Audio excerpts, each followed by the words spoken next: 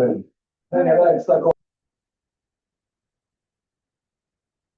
Okay, so I realized last week I slightly misled you about this week in that I said that so far on the course we've more or less been covering material that you would have, those of you that did it, done in Logica in Dvořice in the first year of the mathematics degree program. And I said this week we'd be going on to new stuff, but actually looking at the material this week, it's still mainly stuff from that you will have done in the first year. So I'm sorry about that, but anyway, we need to get through it. It's interesting. It's in any case interesting material, but from next week we will definitely be going on to really new stuff. And at the end of the lecture today, I'm going to say a little bit about what's coming next week. So today's the third lecture, and as you know, the lecture courses this year officially called, as it has been for many years, officially called Cardinal Arithmetic, or Cardinal Arithmetica, but I've been presenting it more or less as a general course on set theory. But we are going to touch on Cardinal Arithmetic from time to time, and today we're going to, the point of today is to do what Cardinal Arithmetic we can do at the current state in the course, in which we have a notation now for expressing equalities and inequalities between cardinalities of sets. We have that notation, so that notation was defined last week. It has a meaning, even though we don't give any independent meaning at the moment to the cardinality of a set itself. We can still form equations that state that two sets have the same cardinality, and inequations that state that one set has strictly smaller or less than or equal, or even very strictly smaller cardinality than another. By using that notation today, we're going to start on basic cardinal arithmetic.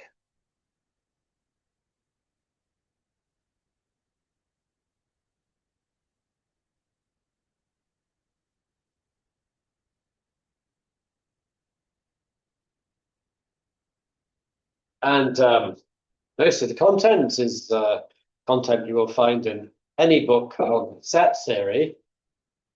But I'm going to, again, present it from maybe a slightly different perspective than usual. I would call from slightly more modern perspective, but one that's a little bit influenced by ideas from category theory. But you don't need to know any category theory to follow the lecture.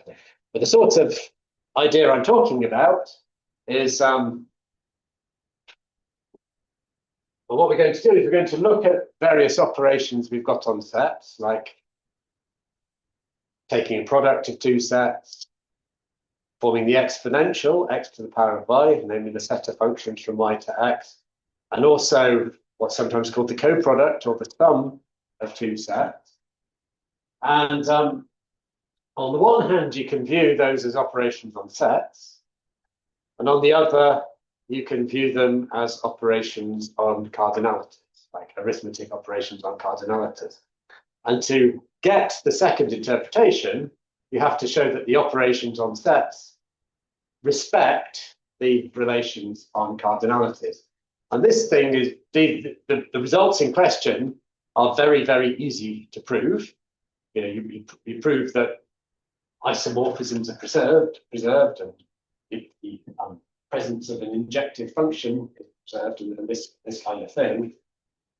But the modern take on them is to see those preservation results as coming from the fact that these operations are what we call the property of being functorial in the sense of category theory.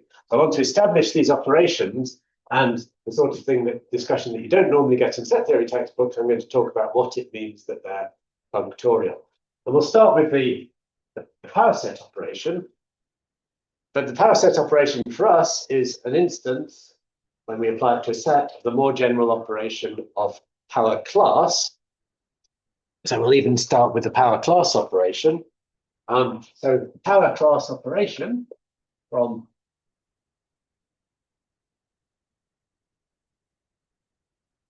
from the first lecture. So we write with a curly P, and this maps a class X to P of X, which is defined to be, well, remember, it's called power class because this is a class, and then it's the class of all subsets. And we have to put sets in because sets are the only collections that we include in our universe of things we're allowed to collect together. So things we're allowed to put in collections. So this was the class of all subsets of class X. But what I want to establish is that this operation is not just an operation on classes, but it's functorial. And for that, we see that if we have a class function from X to Y, then we can also map the function to a class function from the power class of X. So we'll also write this function as P of F. So we have power class as an operation on classes, but also power class as an operation on class functions. And this gives us a class function from P of X to P of Y. And okay, I've reminded you what the definition of this is.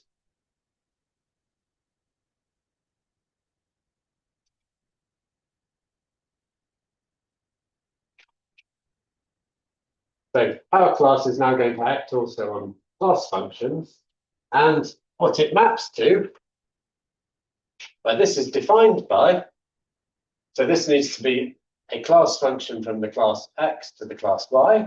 So this is going to take some Z in the power class of X, and it's going to map it to,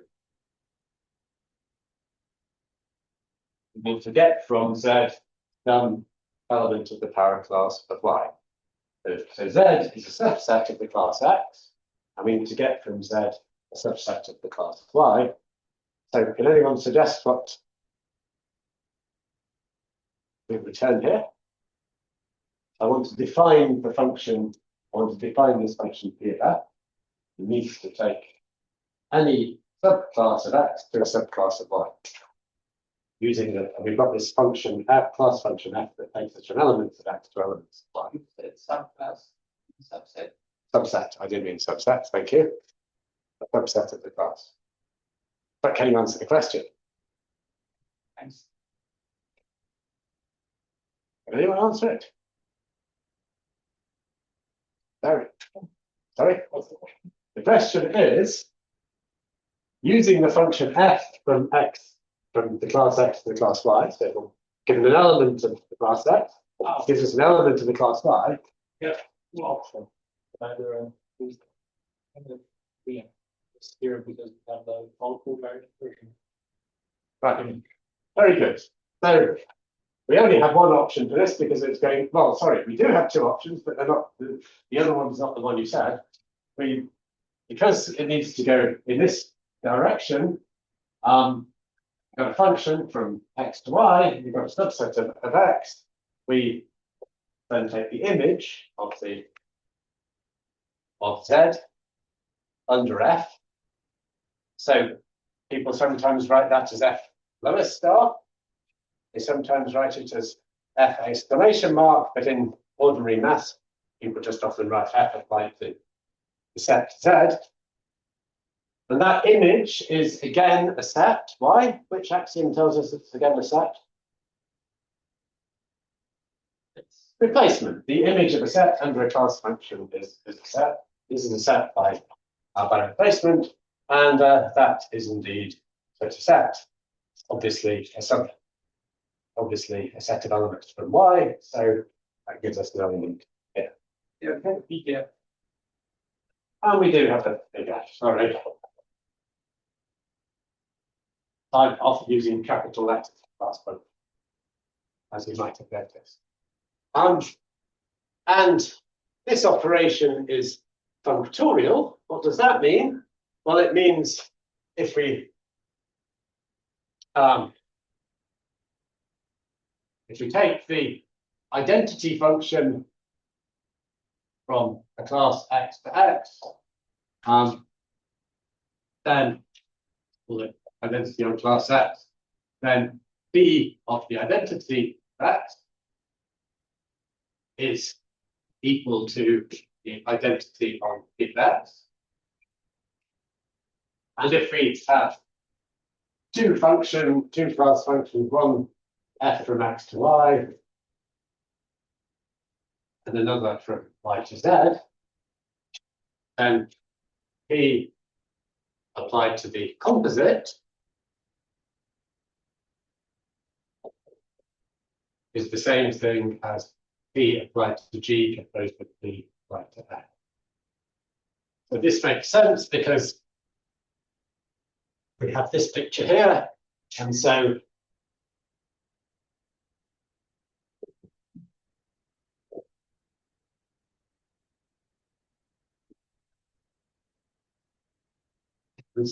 P, the action of the Powerset function on F gives us an map of Px to Py, and the action of it on G gives us a function of Py to Pz.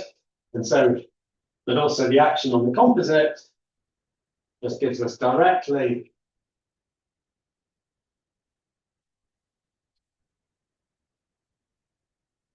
a map here, and these two are the same. And one can just simply, very, very easy to check that these are identities. For this, we say that P is functorial, or a functor. It is a functor, its action is functorial.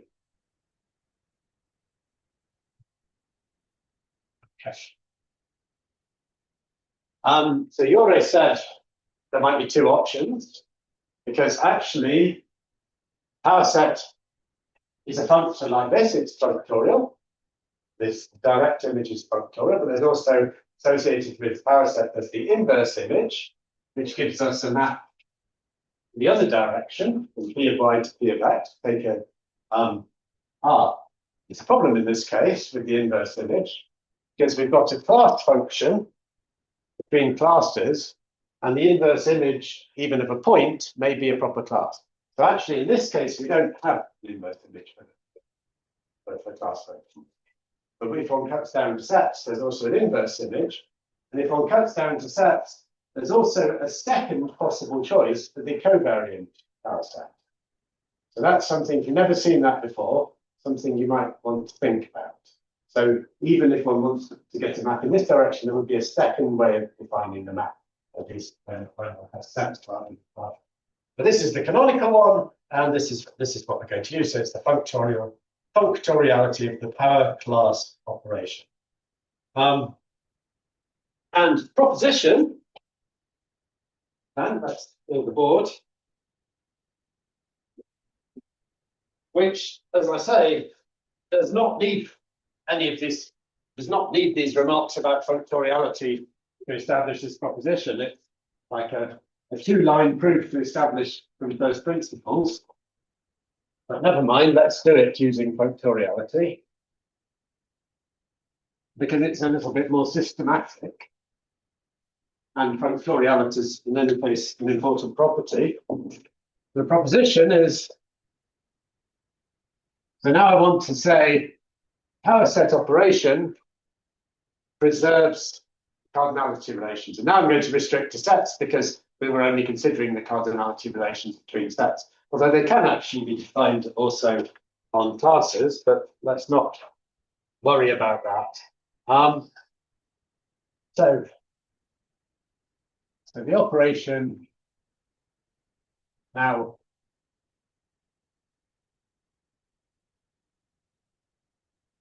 let's say from x to the power set of x. It's an operation going from x to power set of x on sets respects cardinal equalities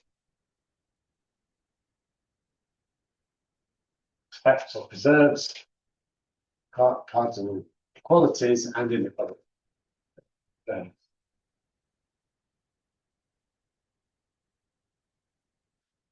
I just put inequalities. I just put in brackets. So all this means is that if two sets have the same cardinality, then their power sets have the same cardinality.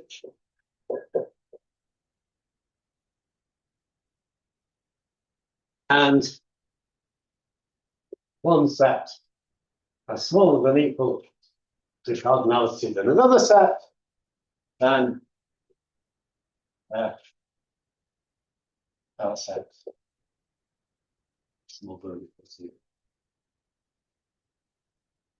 I should remark that you might then say, well, what about if we have a strict equality or a very strict, sorry, a strict inequality or a very strict inequality? Do those get preserved? And from the axioms of set theory, one cannot prove that either of those get preserved. So some cardinalities can potentially be collapsed by them. Some infinite cardinalities that you don't understand very well can potentially be collapsed by. It's consistent with the axioms of set theory. But these two properties hold. So as I say, we can prove these very easily from first principles. Essentially, this is saying if we have a bijection between x and y, then we have a bijection from px to py, and our bijection is just going to be this action on functions applied to the bijection, the starting bijection. And in the same way, we have an injection from here, p applied to that injection is going to be, again, an injection here.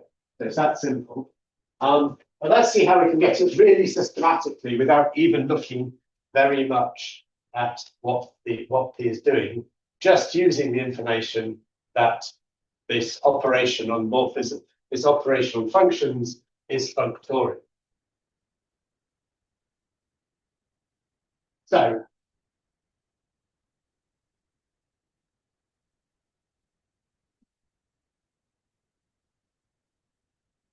yeah, people differ in whether they like these abstract approaches to things. So in one sense, we're replacing a 2-line proof with all details in with a 5-line proof that with some details left not set. But still, it gives a way of thinking about it. So, well, I mean, basically, the 2-line proof, actually, without the details, because you still need to verify this, is that if f from x to y is a bijection, then so is this. So now this is a set function, and we apply we take the direct image function, and this goes from power set of x to power set of y. So this operation, after a function p, the p of the function preserves being a bijection, and it similarly preserves being an injection. That's one proof. Very easy, really trivial to prove that, to preserve that it preserves being an injection. Once you've done that and you've got this implication, you could also notice that the top implication actually follows from the bottom one, because if x equals y, well then x is less than equal to y and y is less than equal to x. So by the bottom one, power set of x is less than equal to the power set of y, and the other way around. And by the Cantor-Schroeder-Bernstein theorem, we get that equality without worrying about the p operation preserving bijection. I'm really doing overkill on this because we've already had 2 different proofs, and I'm now going to give the third one, which is, well, so the two different proofs that how do we verify this? So one is just verify, very easy to verify these 2 properties, but the statement that this is a bijection and that is an injection in the second case. It's very easy to verify that from first principles, but also it follows systematically, these claims follow systematically from this. So a systematic proof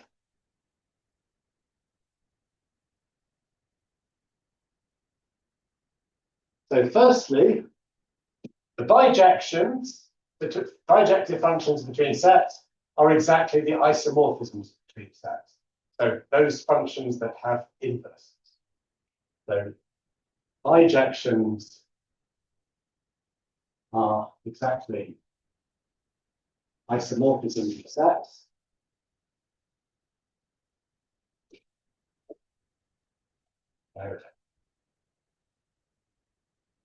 So f is an isomorphism if it has an inverse. That's if there's a function in the other direction such that both pairs of composites are the identities on the objects.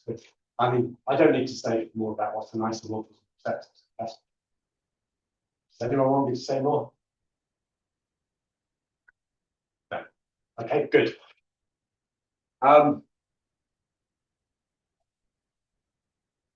And then functors automatically preserve the property of being an isomorphism. Those two properties of preserving identity and preserving composition automatically, for any category, preserve they automatically preserve isomorphism. Functors automatically preserve.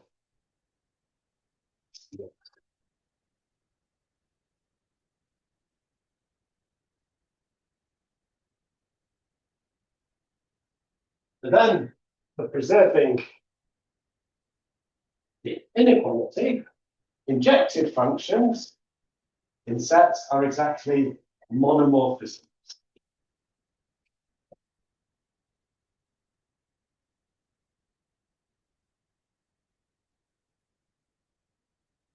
Are actually monomorphisms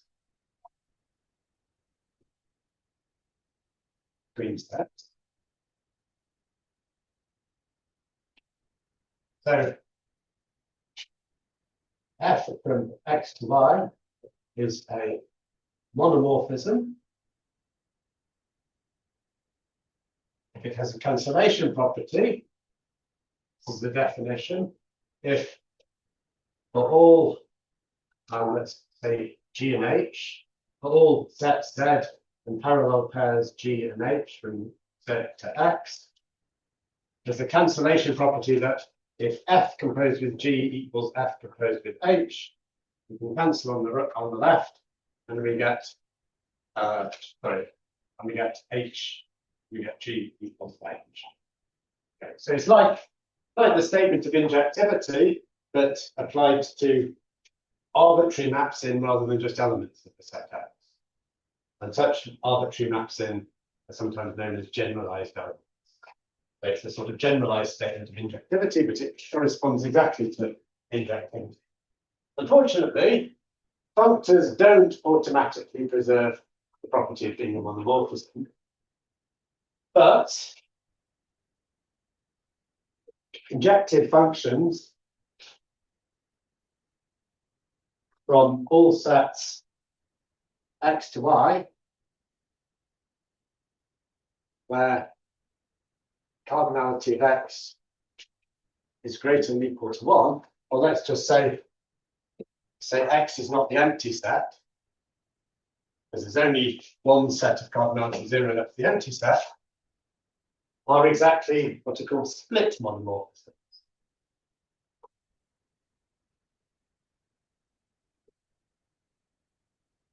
Split monomorphisms, or another word is sections.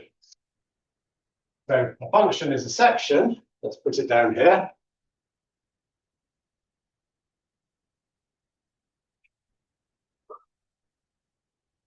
Function f is a section if there's a map in the other direction that's like an inverse, but it's only an inverse in one side. So only the composite on x is the identity. So f is called a section, and the map in the other direction is called a retraction. So if there exists a map in the other direction, G, such that G composed with F is the identity on F. Okay. So it's like half the definition of being an isomorphism, because map in the other direction satisfies this one, but not the isomorphism would say also the other composite F composed with G is the identity of R. So injective functions where you don't have the empty set as the domain are exactly the sections. And again, every functor preserves sections. Okay, so functors automatically preserve sections.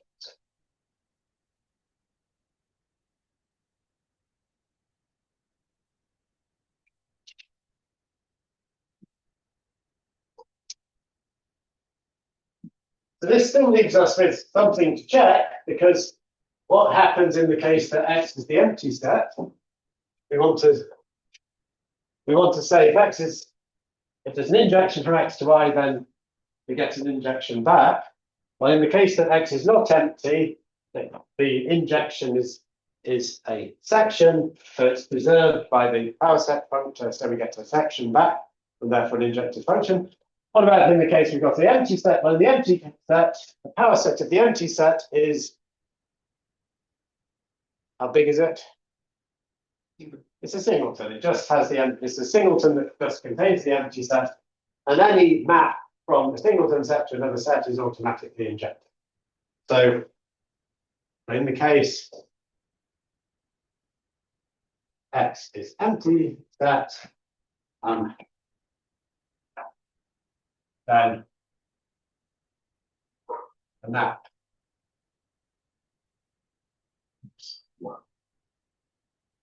the P of F from X to Y, assuming we have an injective function but assuming we have any function from X to Y, is automatically, well, in fact, F here is going to be the unique function from the empty set to Y, because that's all it can be. Anyway, it's automatically injected, because every function from the singleton set is injected. Because, so this should be P of X, because P of X is a singleton. Okay. Are there any questions on that? I know it's, from one point of view, it's making a meal out of something that's really trivial, but on the other hand, it's raising a lot of connection.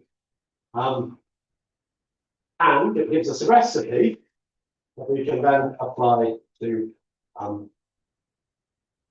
other operations on sets. So, what other operations are we going to be interested in, other than Powerset?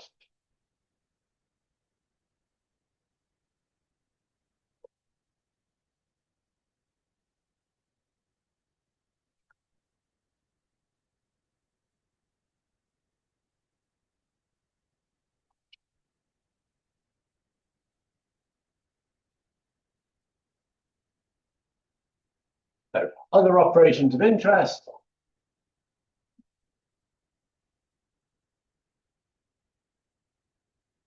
So we're going to look at product. We're going to look at exponentiation, the product of two sets. Exponentiation.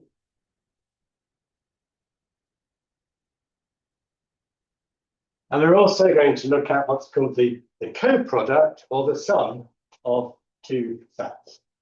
And we need to define that. So coproduct is like a disjoint union where you label the elements of one set and you label the elements of the other set to make them disjoint, and then you union them together.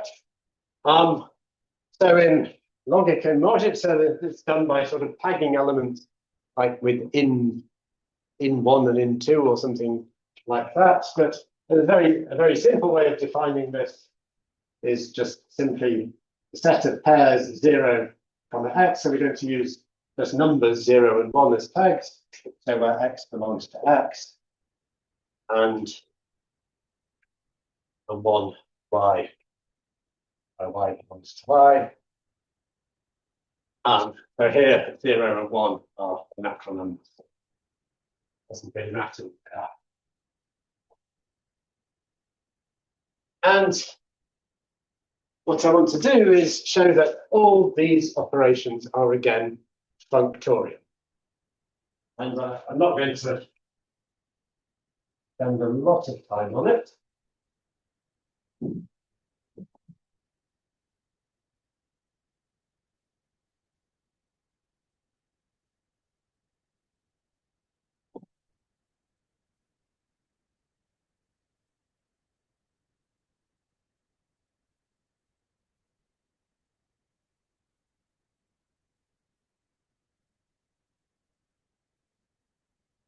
So,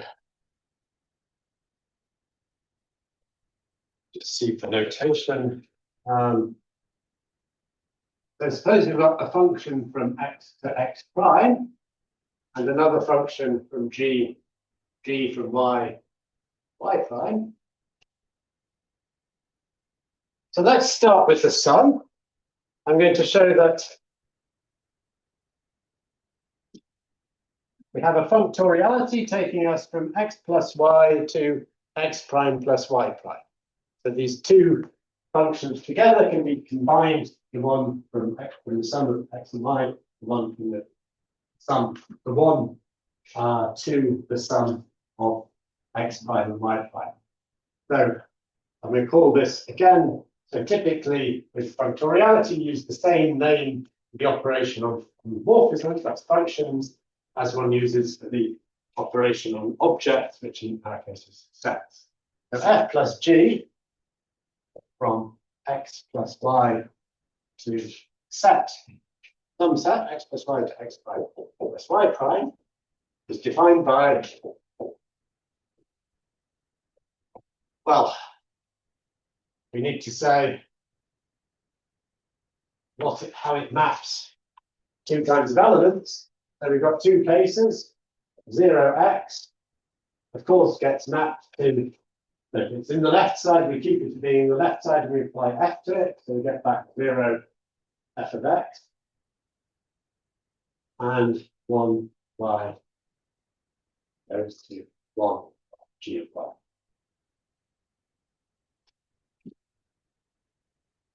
And again, this is functorial in the sense that if x prime and y prime are x and y, and we take the identity functions, then this is again the identity function on x plus y. And if we have f and g from x as given, and then an f prime going from x prime to x double prime, and a g prime from y prime to y double prime, then again we've got two ways of, we can either sum the functions here and then compose them, or we can compose to begin with and then sum them, and we get the same thing back. So again, this operation is functorial. This operation is functorial. Yes, please. So it preserves identities in composition.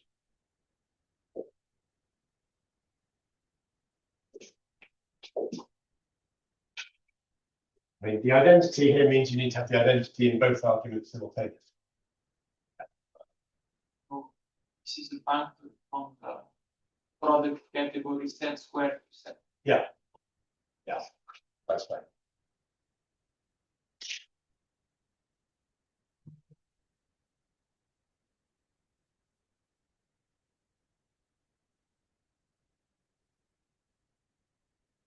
The product is really easy.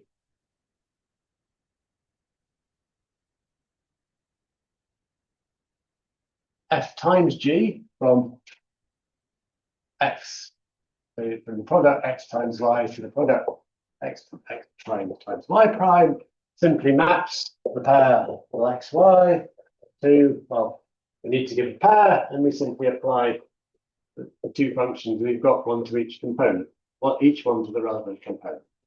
And again, I'm sorry.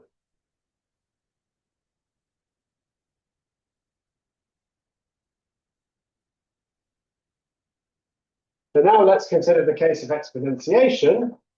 So now I want to write it like this, g to the f. But now there's a subtlety. Does anyone know what it is?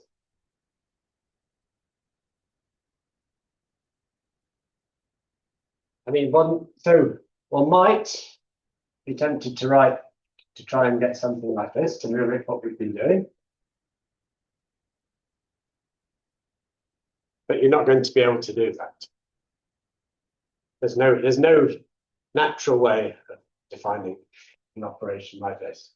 Does anyone know what the issue is there and how it's resolved?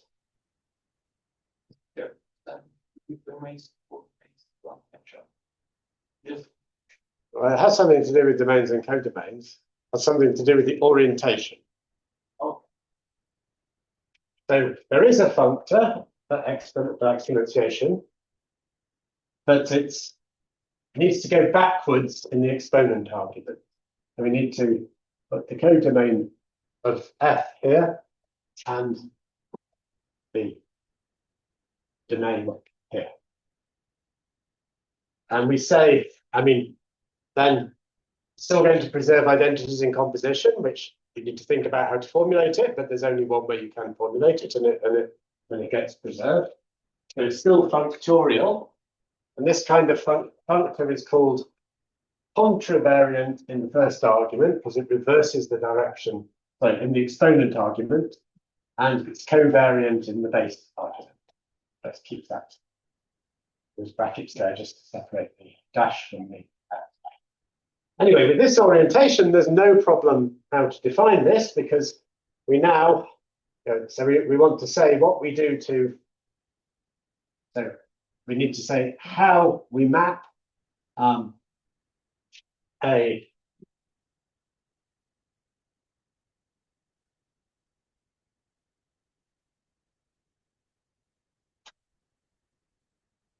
right, yeah. So we want to write a function like this. So we need to say how it's going to behave on any given x prime, any element of the exponential, which is itself a function from x prime to y. So what we need to get back is a function from x to y prime. But because we've got a function from x prime to y, we can easily stick it in the middle here. We go from x to x prime along f, from x prime to y along h, and then from y to y prime along g. So we simply return the composite here, g composed h composed with f. And again, this is functorial.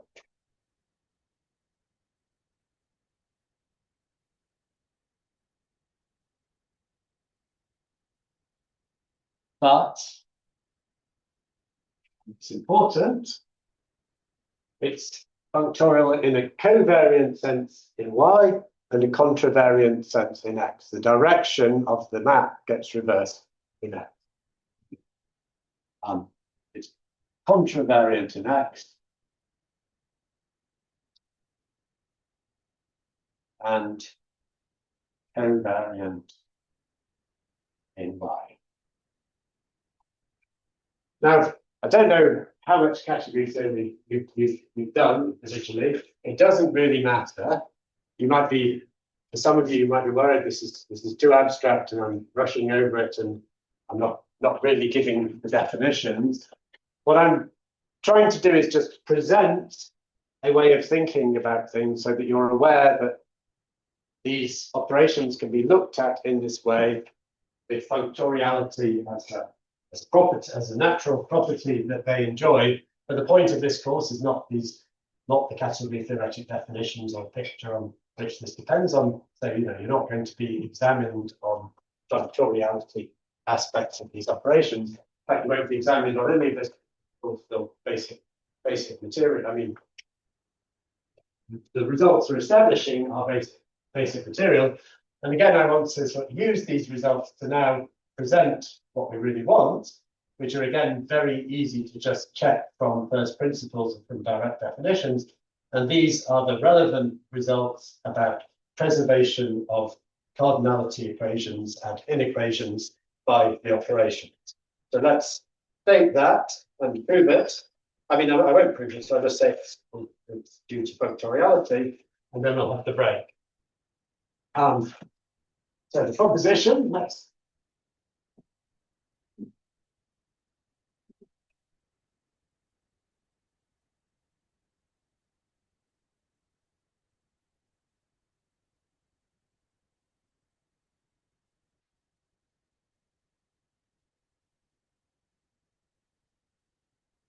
So if the cardinality of x is equal to the cardinality of x prime and the cardinality of y equals the cardinality of y prime, then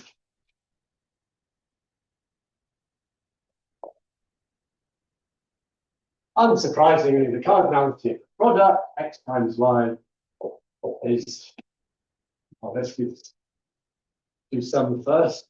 Cardinality of the sum is the cardinality of the sum of y prime. For the prime cases, the cardinality of the product is the same as the cardinality of the product prime cases, and the cardinality of the exponential is also the same as the cardinality of the exponential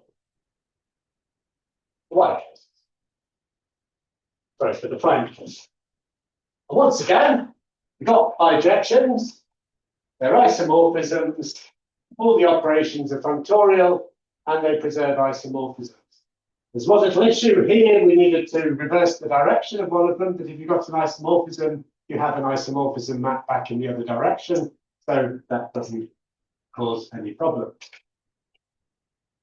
So let's go to the second statement, which we'll write in blue.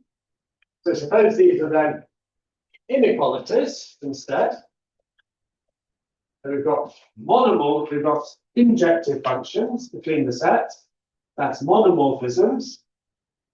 Well, again, the functoriality, if we apply it to the monomorphisms, it preserves, and we apply it to the injective functions, it again preserves the injective functions. So here we get an injective function, here we get an injective function. And once again, we can derive this if we want to by, in the case that x and y are not the empty set, they're sections, and the functions preserve sections. And in the case that they are the empty set, the one of them is the empty set, well then it's a special corner case, and it's easy to verify that you still get an injection. You're still getting an injection as a result. Now we have a more interesting case here, because now we have an injective function from x to x prime and an injective function from y to y prime. And the function from x to x prime is in the wrong direction to give us a function here. On the other hand, if x is not the empty set, then it's a section, so it has the retraction map in the other direction. And indeed, we can use that retraction map, and we indeed get a map in this direction, which is an injective function. And one can prove that injectivity by category theoretic considerations. In that case, again, using, well, so this one was a section, this one was we used the retraction part of a section, here we use the section part of a section, and again, one gets a section. But in the case that x is the empty set, we have a real problem in this case, and in fact, it's not generally true. So this holds if, except in the case, and there's exactly one corner case, which is that in the case that x, y, and y prime are all the empty set, and x prime is not the empty set. And in that case, this inequality does not count. Okay. And the fact that there is a corner case at all might be somehow surprising if you're just thinking about it without the category theoretic perspective. It corresponds, it's exactly due to the case that we've got that, well, it's related to the category theoretic view that functoriality gives us preservation of sections, but not of monomorphisms in general. And in this case, in the case that you're in this situation, then you see a case that injectivity is not preserved. Well, in fact, you don't even really get a map in there. You just don't get a map in the right direction. Okay, good. It's 3 o'clock exactly. So are there any questions? We'll start again at 1:15. Any questions? No. Okay.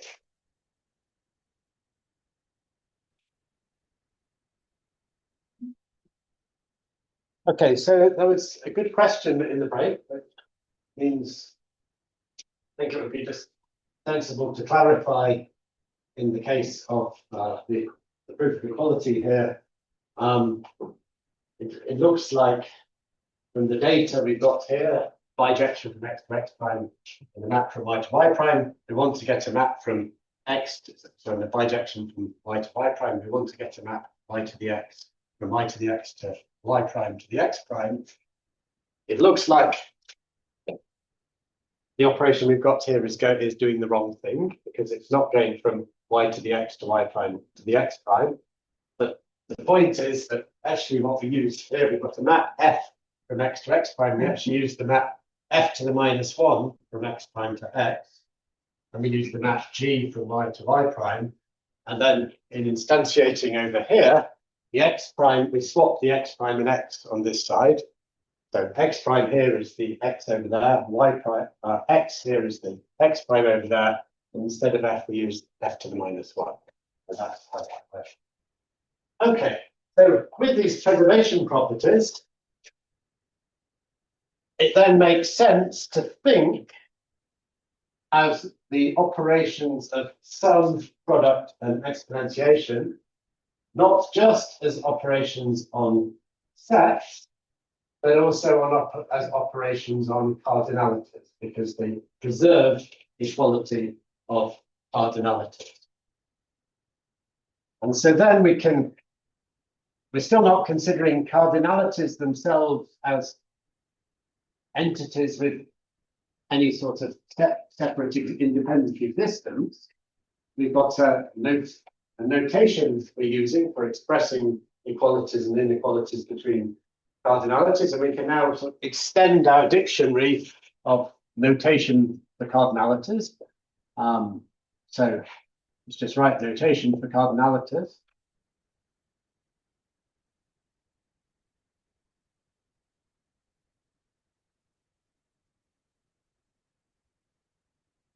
So last week we had that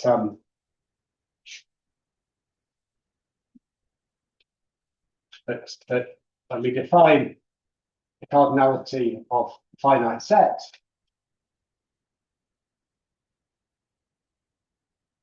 when we define the cardinality of a finite set, we define it to be its natural number that determines the standard finite set. So this means that we're looking at equations between expressing cardinalities of sets, saying that the cardinality of set is something. If we use n on one side, we mean that set is in bijection with the standard set of natural numbers for n. And we also had last week L equals 0 means the cardinality of natural numbers. And we're also going to now, so here we've got ways of notations that allow us to sort of refer to cardinalities as if they were separate entities, but we translate them back into this notation, saying we're really talking about bijections between sets when we talk about equalities of such things. And now we're going to allow ourselves, because these operations preserve equalities of cardinalities, we're going to allow ourselves to use notation as if we're using such. So I'll use, rather than the cross operation, but product of sets, I'll use a dot, like a shorter notation for multiplication. And so we're basically going to allow ourselves to talk about addition, multiplication, and exponentiation of cardinalities. So this means simply the cardinality. Here we're talking about the cardinality of the coproduct set. Here we're talking about the cardinality of the product set. And here we're talking about the cardinality of the exponential. And with this at hand, we can start expressing we can formulate the arithmetic laws for cardinal arithmetic. So we're now viewing these operations as operations on cardinalities, and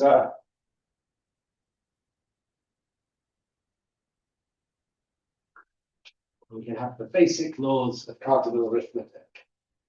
and they will all look very familiar.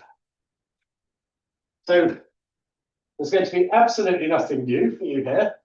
I just want to write them down to be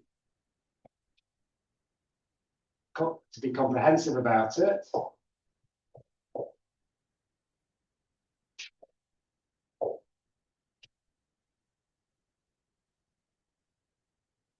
And also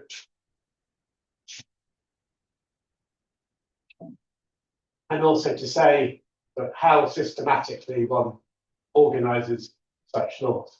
So firstly, we have the laws for addition, and the important laws for addition are that it's a commutative monoid with unit 0.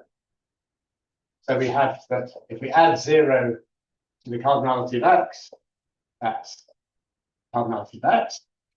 And we translated this back using our, what we mean by these things. What we're really saying here is that the set, the coproduct set x plus the empty set, is in bijection with the set x. That's all that means. But we have a systematic way of understanding this arithmetic notation now. So plus is a commutative monoid with unit 0. So let's do commutative first. So x, sum of x plus y is the same as the sum of y plus x. The cardinalities and associated x plus y z is x plus y z.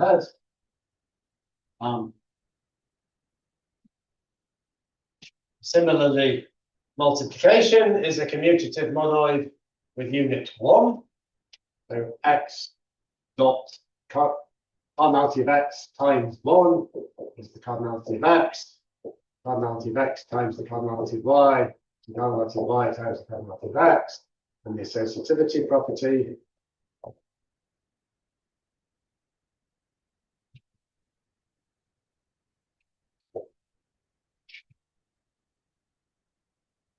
Okay. Then there's the laws that relate multiplication and addition and the additive part. So that's the distributivity laws. So the simple case concerns zero distribution. So that says that x times 0 is 0. And the one that's the case for empty addition, if you like. 0 is the unit for addition, and there's standard distributivity that cardinality of x times the sum of cardinalities of y and z is x times y plus x times z. So anyway, as I say, nothing new. I just want to be systematic about how we're expressing it. And now, those are all the laws involving addition and multiplication on their own, all the important ones. And now we have the laws for exponentiation. And how does one systematically talk about the laws for exponentiation? Well, there are the laws that relate to when we have a sum in the exponent. So again, the special case of a sum is when we take something to the power of 0, and that's always 1. Well, Gregor was asking about this in the break, but so in cardinal arithmetic, 0 to the power of 0 has a fixed meaning, which is 1. There's no ambiguity about 0 to the power of 0. And the other one is the classic law of exponentiation from high school, that when you have a sum in the exponent, then that amounts to a product of the exponentials. Okay, so that's one set of laws for exponentiation. There's another one for if we have products in the exponent. So in that case, x to the power of 1, the cardinality of x to the power of 1 is always x. and the cardinality of x to the power of y times z is, and this is the case, we get this iterated exponential, x to the y to the z. It's important to bracket it so you know what we mean. And there's one more set of rules, which is where you have products in the base. So in that case, 1 to the power of any x is 1, and 1 to the power of product x times y is, sorry, product in the base is supposed to be x times y power of z is x to the z times y to the z. So there are no surprises there in any of these laws at all. How does one prove them? Well, one establishes in each case a bijection between the underlying sets if you unwrap the notation. I just want to very briefly talk through one case, which is this one, because this is everybody's favorite example who does functional programming, because this is the bijection that underlines hurrying, as it's called in functional programming. So we'll look at this one. So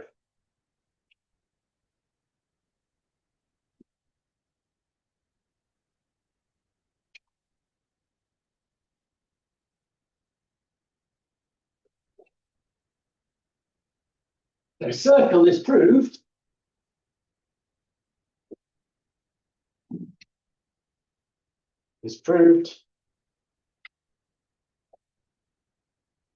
by establishing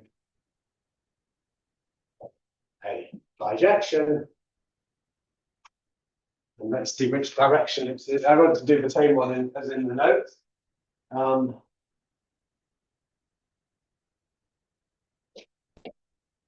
Then we're going to go from the left-hand side to the right-hand side.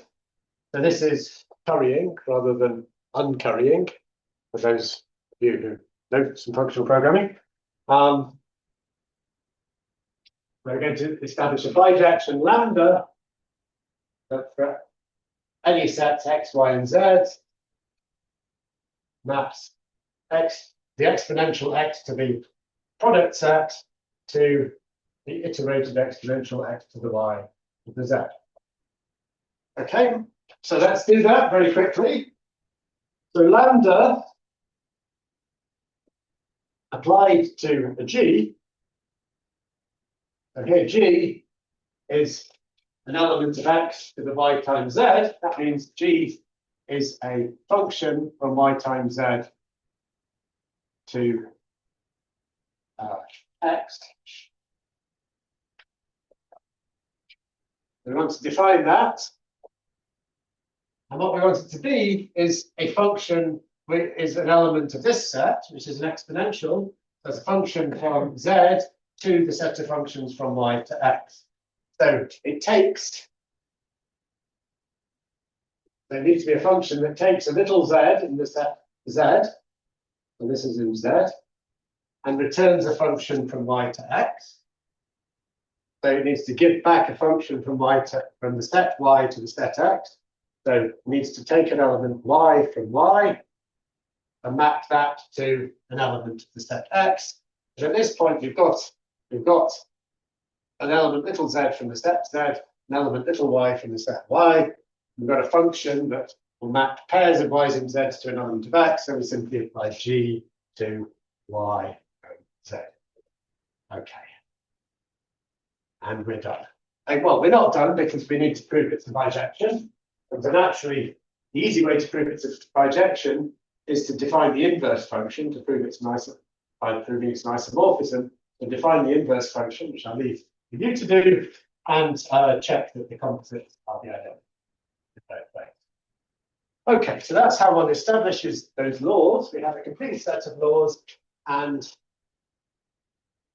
so far, cardinal arithmetic looks very much like ordinary arithmetic. on the natural numbers. So there is one key difference between the laws of cardinal arithmetic and the laws of arithmetic for the natural numbers, or even arithmetic for real numbers. So does anyone know, can anyone think of some sort of laws that one's used to in arithmetic that don't hold? So For instance, you can have x plus 1 x or x in the natural numbers. right, okay, very good. So we're actually, what we're going to be able to have is other equalities that can hold for cardinal arithmetic that we can't have similar kinds of equalities for but they simply don't hold for arithmetic of finite numbers, whether they're natural numbers or integers or real numbers. So an example, as you were saying, we could have x plus 1 equals x.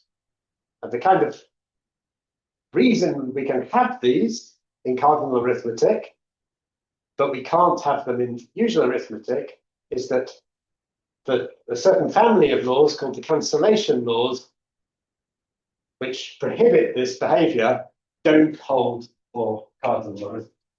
So we've done stuff that looks familiar so far, but where things start to get more unfamiliar is that cancellation laws fail for cardinal arithmetic.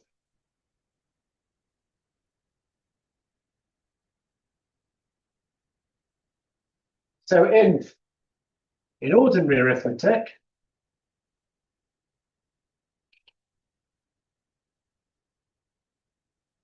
we have familiar cancellation laws such that if x plus z is the same as y plus z, then x equals y. And if x times z equals y times z, then again, x equals y under, sorry? As long as, so under the condition that z, if you're American, or z, if you're British, like I am, is not 0. So provided z is not equal to 0. So this is in ordinary arithmetic. However, in cardinal arithmetic,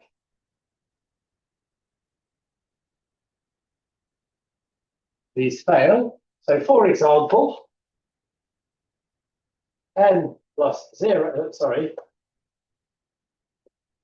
aleph 0 plus 0,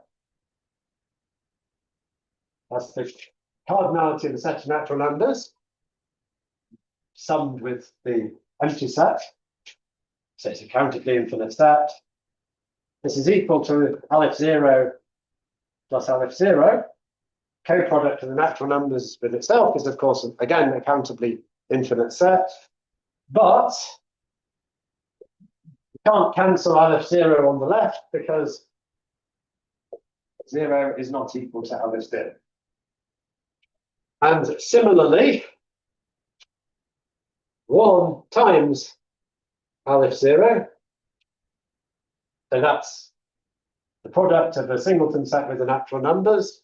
So it's again in bijection with the natural numbers. It's in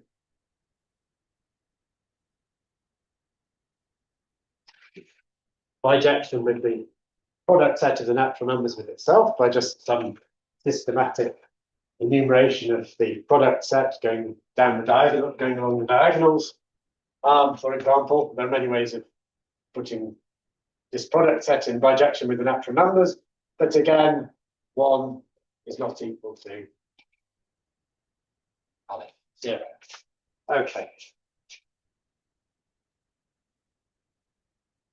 So we're going to have a look at a systematic, well, I was going to say a systematic look at how this fails, but it's there's a key property that holds for, obviously, cardinal arithmetic includes the usual arithmetic of the natural numbers because finite sets, like the cardinalities of finite sets, are the natural numbers. So somehow the realm in which things differ is the realm of infinite sets. And for infinite sets their cardinalities tend to have a curious property, which turns out to be a key property for understanding some of the strange behavior of the cardinality of infinite sets. And this is the property that infinite sets are typically in bijection with their own square. That is with the set times itself. So this is not terminology that's normally introduced in set theory books, but I find it useful. So we say that cardinality x is its own square if cardinality of x is the same as the square of the cardinality. In other words, if the set x is in bijection with the product set x times x. Let's do a box.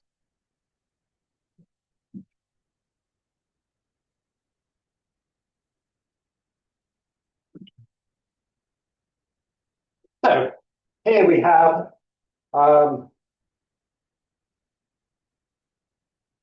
well, I missed it out, but aleph 0 sits in the middle here. So aleph 0 is its own square. So e.g.,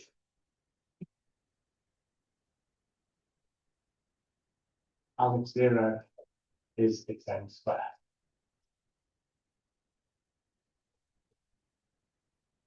So can any finite cardinalities be their own square? 0, 0 and 1, but no other finite cardinalities. So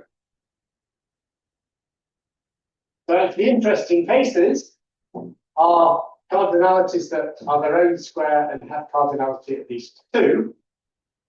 And for this, let's have a little lemma.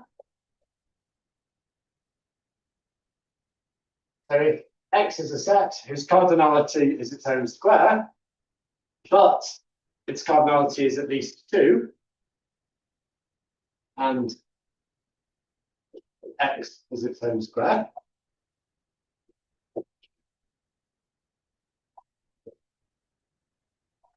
then, so firstly,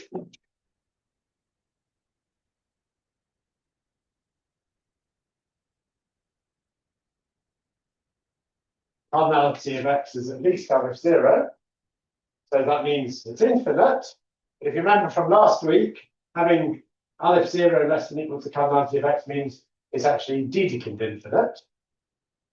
So it's Dedekind infinite. I suppose a bit more than just its complement, just being it is not finite, a little bit more than that. And secondly, X is not only its own square, it is also its own sum. And also the cardinality of X is the cardinality of X is the cardinality of the coproduct of X with the sum, or the sum of the cardinality. Okay? Okay, so let's prove this.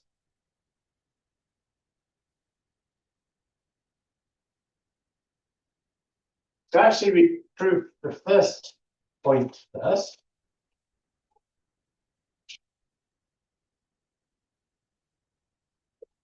So to show that the cardinality of X is equal to the cardinality of X plus itself, well, firstly,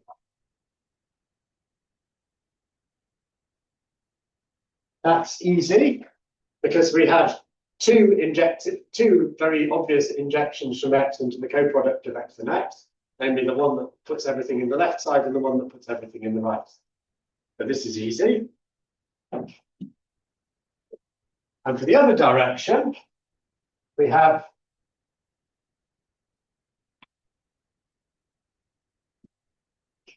X plus X Well, that's by distributivity, that's equal to 2 times x, because 2 equals 1 plus 1. And oops, sorry, it's 2 times the cardinality of x. So just using the usual arithmetic laws to prove that. And then 2 is has cardinality less than or equal to x. And we had the lemma before, earlier, that product preserves cardinal inequalities. So this is less than or equal to x times x, which is the cardinality of x by assumption. Okay. So x, the cardinality of x is less than or equal to the cardinality of the sum, and the cardinality of the sum is less than or equal to x. So how do we conclude that those two cardinalities are the same? What do we apply? The Cantor-Schroeder-Bernstein theorem proved by Dedekind. Yeah, indeed. So x is cardinality of x plus x by CSV theorem. Right, so we've done the second bullet point. So maybe I'll do the first bullet point up here.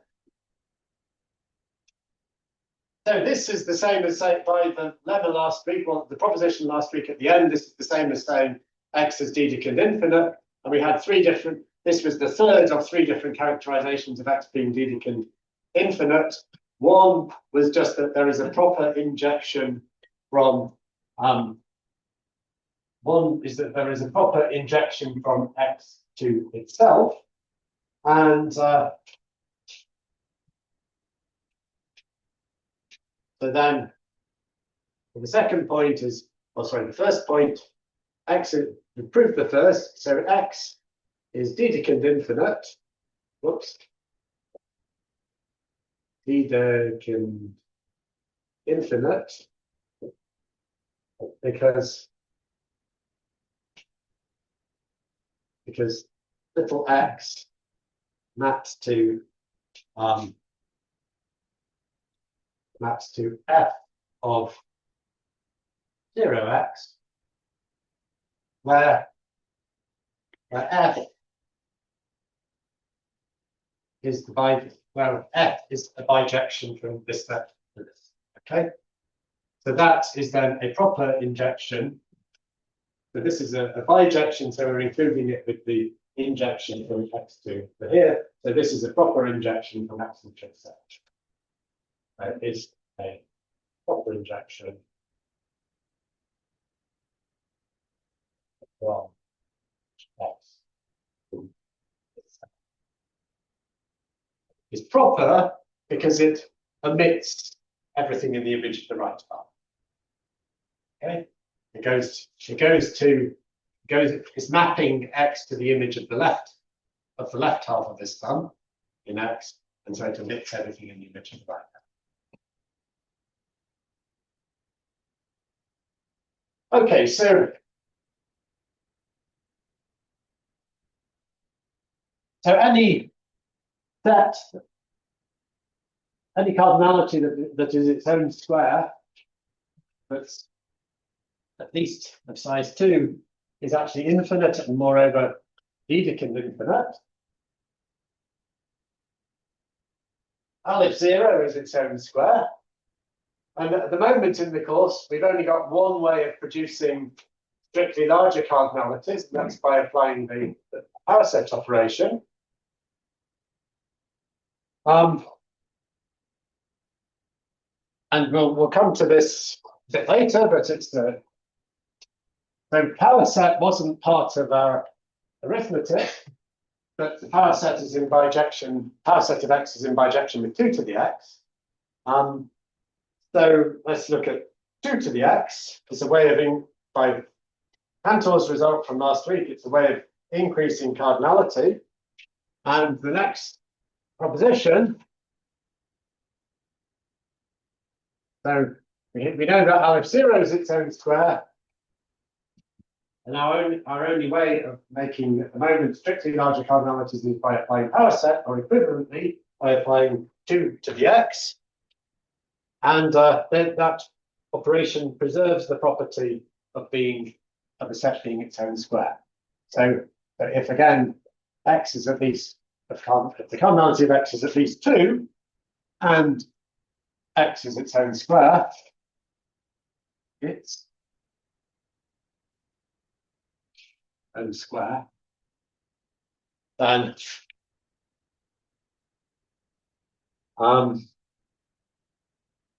also cardinality thinks the x is again.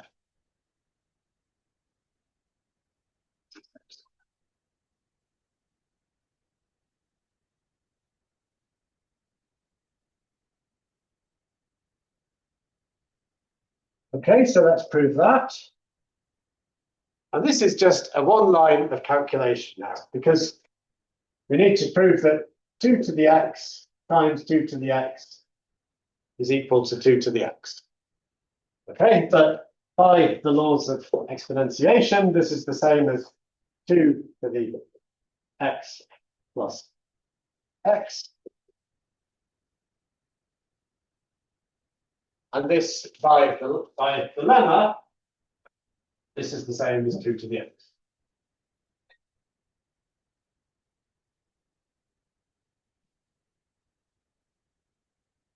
Okay, so very, very straightforward.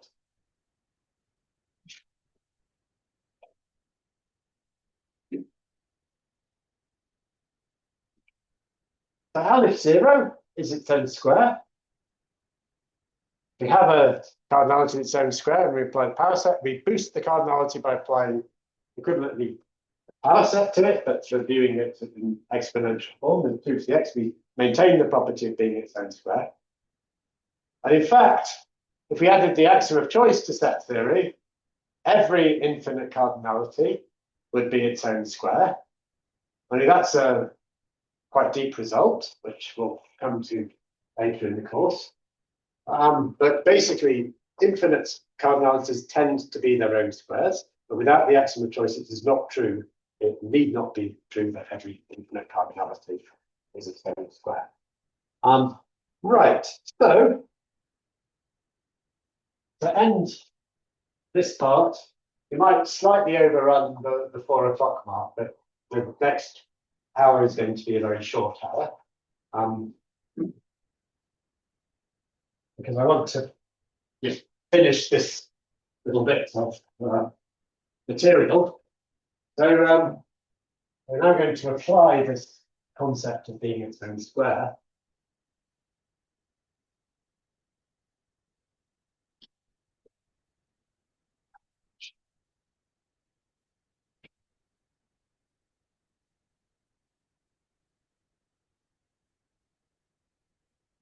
But there's a kind of,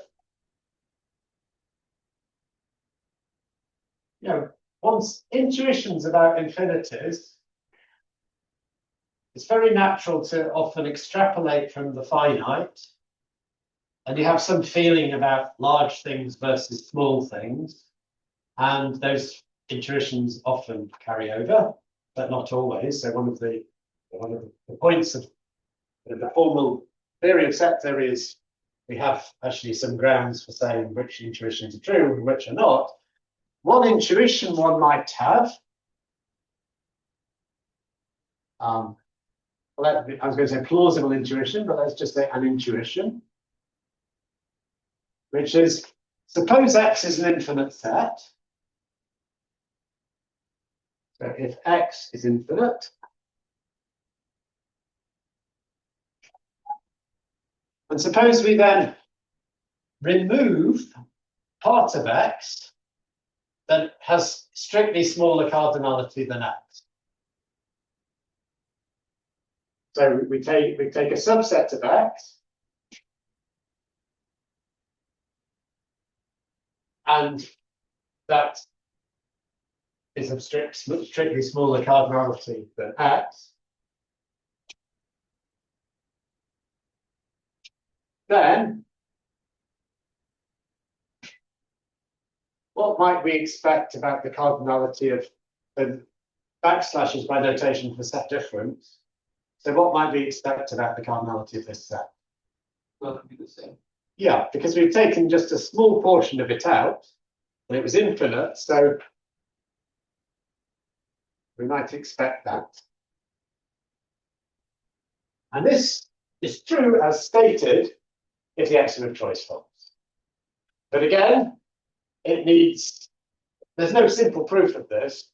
It's going to need the proof that cardinalities are all their own squares to be able to prove it. Infinite cardinalities are all their own squares. So this is true as stated if AC holds, if AC is assumed. But we would not be in a position to prove it yet in the course, but proof is involved, and we will see a proof later on in the course. I have a question about not just the sufficiency of the action of choice, but its absolute mean. So does it hold that all infinite cardinalities are their own squares is choice rules? Probably not. That's not the only obstacle. So, but I guess yeah, that's a good question. Actually, I think it does. So I think somebody asked this question 2 years ago, and I think I looked into it, and I think you can find online this result somewhere. There's a paper. Yeah, so it's not an easy. It's a relatively recent research thing, or something. Yeah, because without this, we can't absolutely say that. Yeah. We absolutely can't. Yeah. Prove it. Well, so but even yeah, but then there's a question. Then is every cardinality being its own infinite cardinality being its own square also really needed? So I mean, one can push the question further forward. No, but anyway, I was focusing only Yes. on the. I wasn't focusing on the question. Okay. But anyway, I believe that is true, but it's not totally straightforward. Very good question. Anyway, what we can prove instead is a weaker version of this. So, which in any case will be involved in the full proof later. So today we prove. So the weaker version of this is, well, firstly, rather than x being infinite, we're going to assume it's its own square. So if x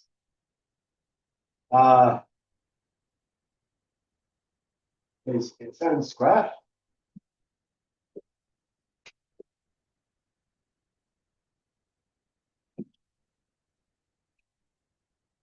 and we've got the subset of x is such that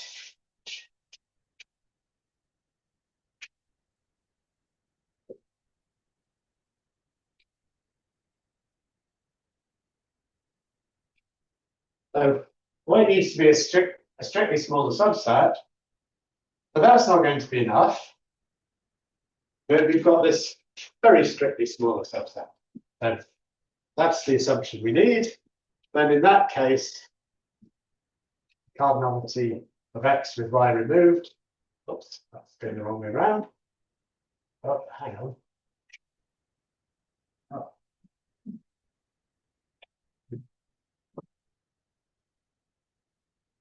Remove y from x, and that cardinality of that equals x. And this, I like the proof of this. It's very simple, but it sort of, pieces fit naturally together. So this is the theorem we can prove at the moment.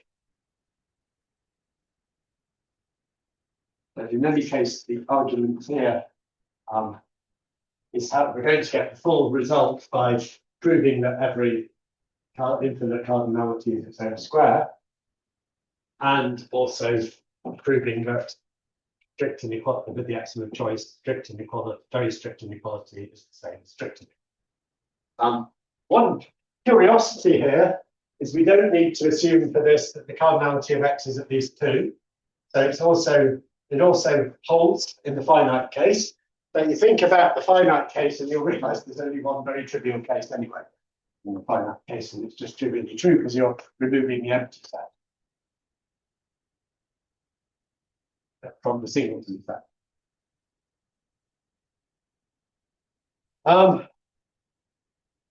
Okay, so the proof, it's really easy.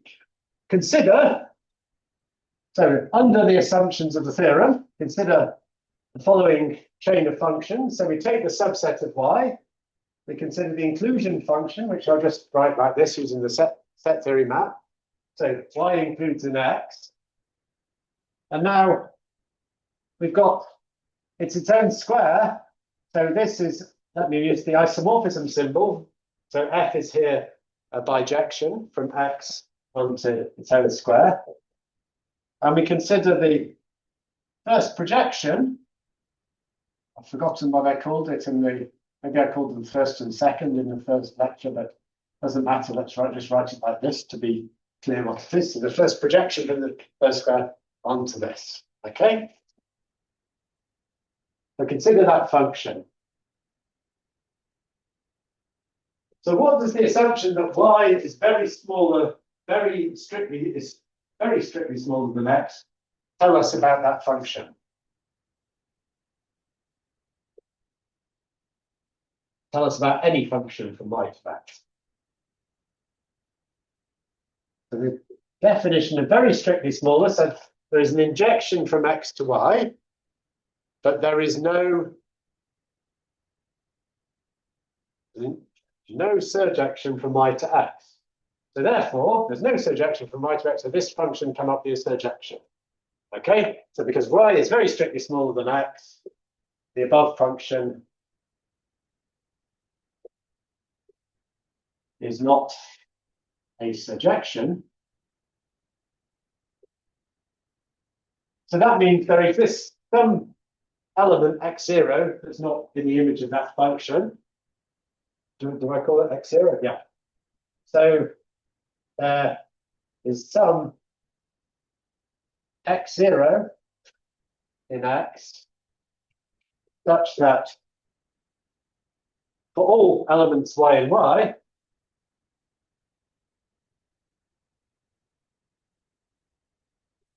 f of y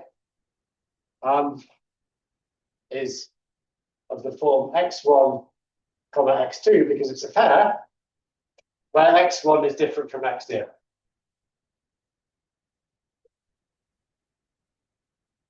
It's not equal to x0. The point is, this f lands in this product here, but the first component is never going to be, well, if you apply f to an element of y, the first component is never going to be x0, x0. So that means that we therefore, I don't know if you use this symbol in Slovenian maths, but this means therefore. We therefore have an injective function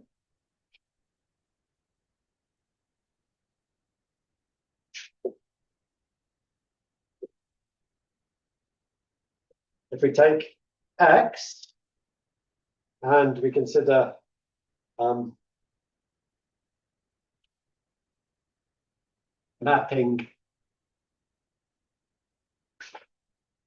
mapping x into the product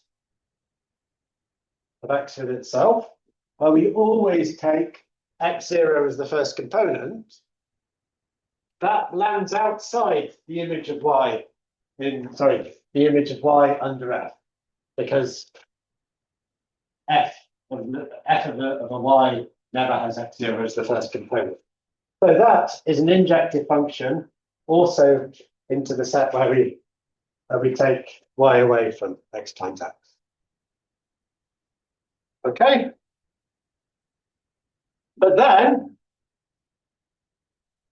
I can put it on the board here, but then because this is an injective function, we have x, cardinality of x, is less than equal to the cardinality of product set x times x minus oh, sorry. Yeah, so this should be f of y, meaning the image of the function f on y.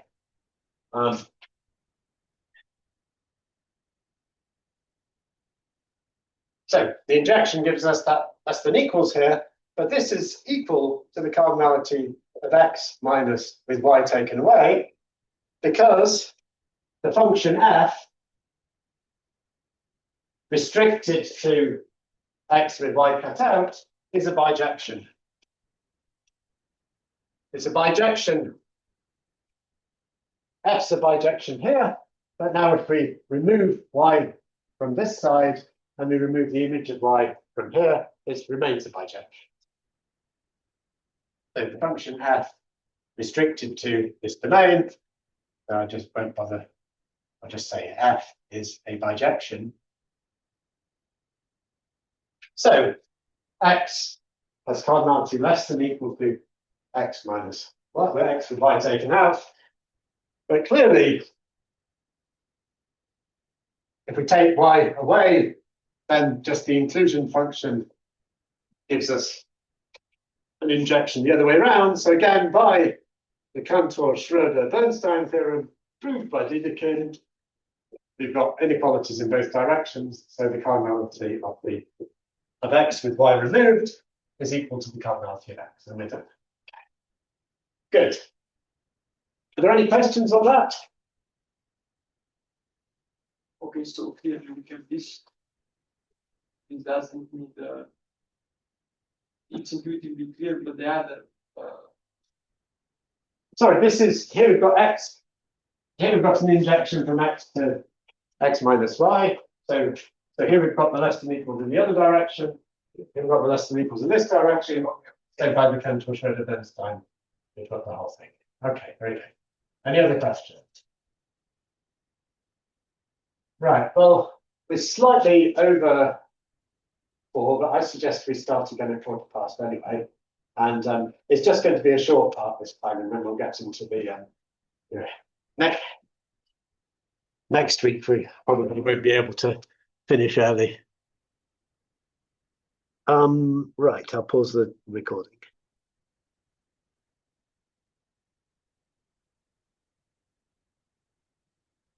Okay, so this is going to be a short hour. So I want to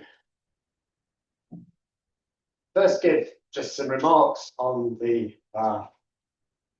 cardinal arithmetic, simple cardinal arithmetic we've established today with respect to the power set. So we didn't have the power set as one of the operations, but as I hope you know, and if not, it's an exercise to think this through for yourself. I hope you know that for any set x,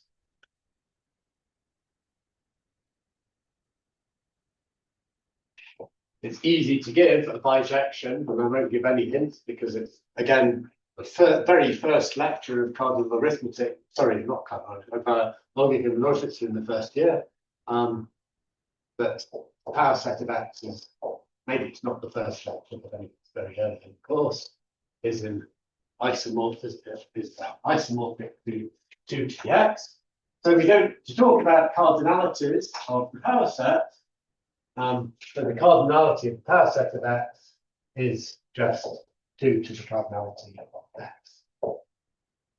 So, for example, our language of cardinal arithmetic now allows us to restate Cantor's theorem from last week using the new language of cardinal arithmetic. Therefore, restate the note of Cantor's theorem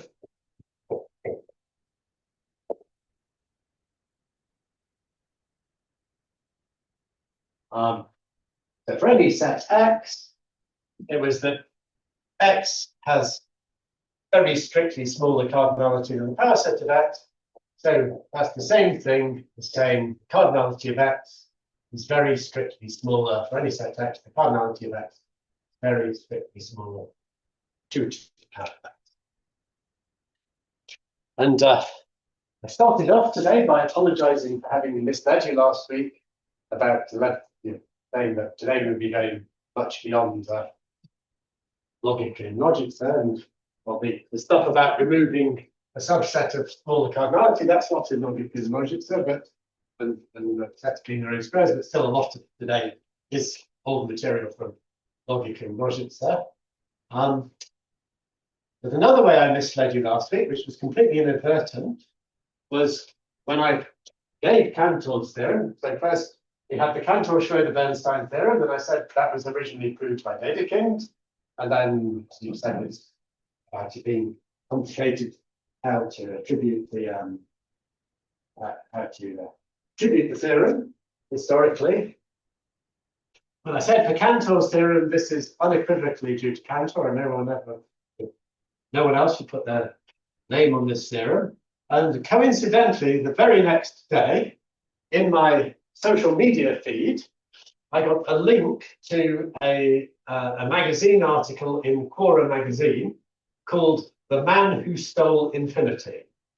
And what this article was about was a newly discovered letter from Dedekind to Cantor from, I don't know, 1853 or something, or 73, I don't remember, which had been known to be missing for a long time, but they've now found the letter.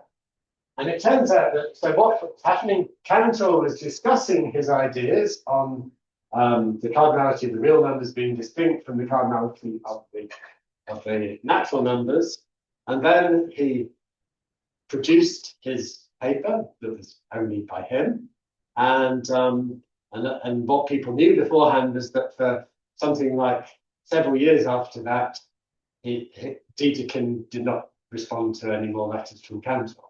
And it turned out in this letter from Dedekind to Cantor, Dedekind contributed some of the ideas that went into Cantor's paper without attribution.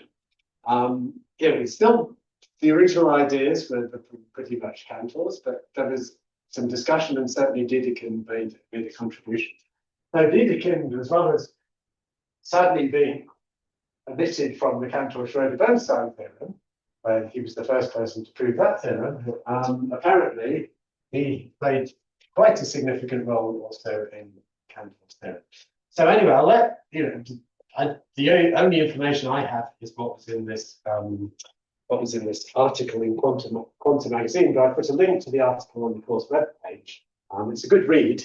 Anyway, a little bit sensationalist, but I think the perspective at the end is the title, "The Man Who Stole Infinity," is certainly sensationalist, and I don't think it's at all fair to say Cantor stole infinity, but he didn't really properly attribute what he should have Dedekind. Anyway, so that's the restatement of Cantor's theorem in terms of cardinal arithmetic. We can also restate the continuum hypothesis from the first lecture. So the continuum hypothesis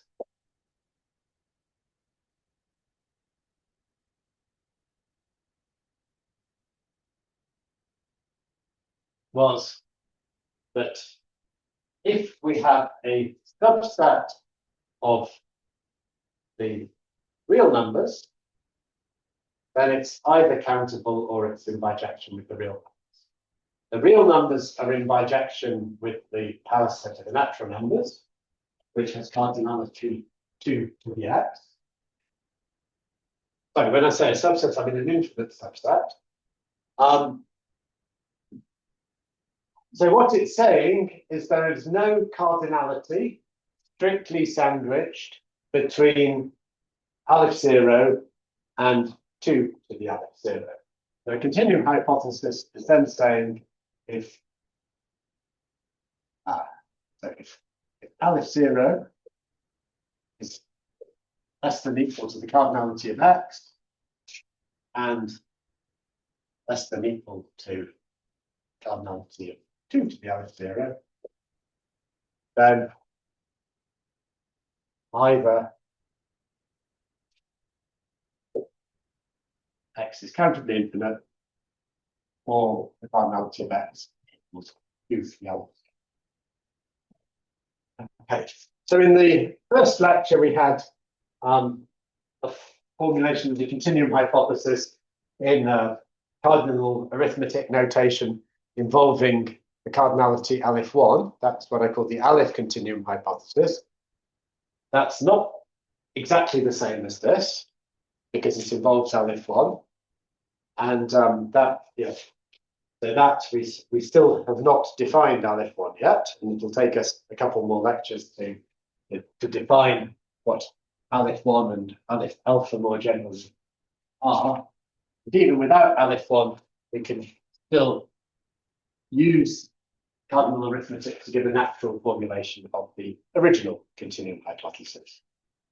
And this way of formulating things allows us to introduce something called the generalized continuum hypothesis, which Cantor also postulated as something like, I believe it was Cantor. Anyway, the generalized continuum hypothesis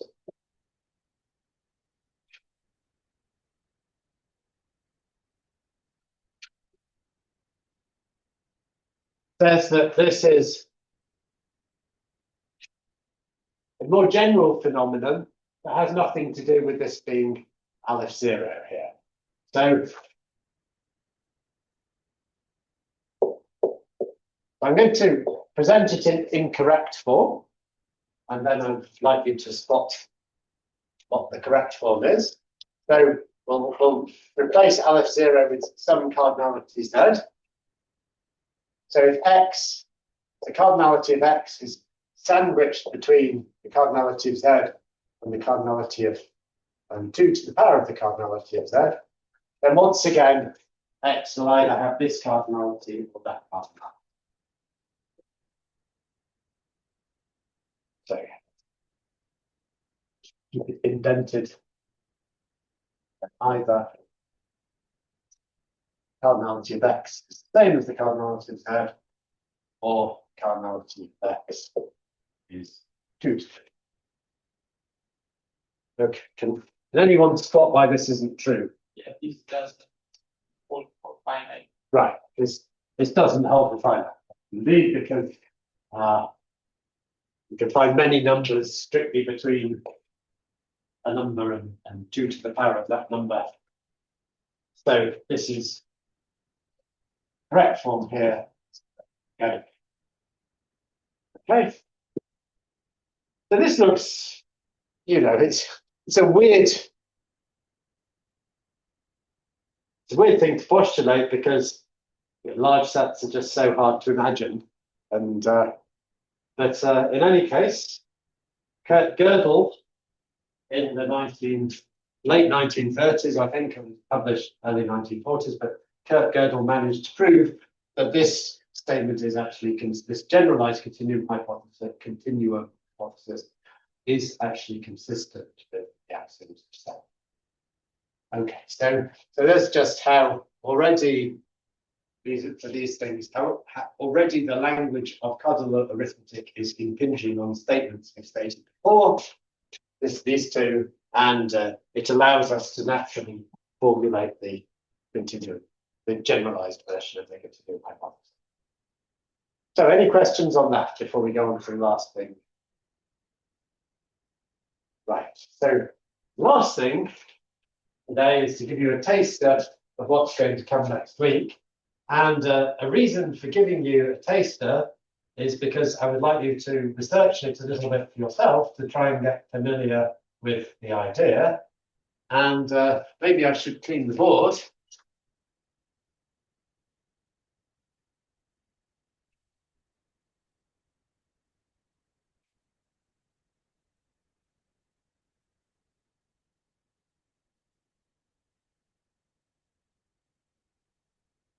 And this is, so in this course, it's about cardinal arithmetic, which is the arithmetic of real numbers to do with, sorry, not real, sorry, the arithmetic of numbers that relate to sizes of infinite sets.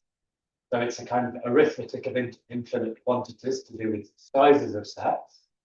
But as I mentioned in the first lecture, there is another arithmetic of infinite quantities, which is ordinal numbers rather than cardinals.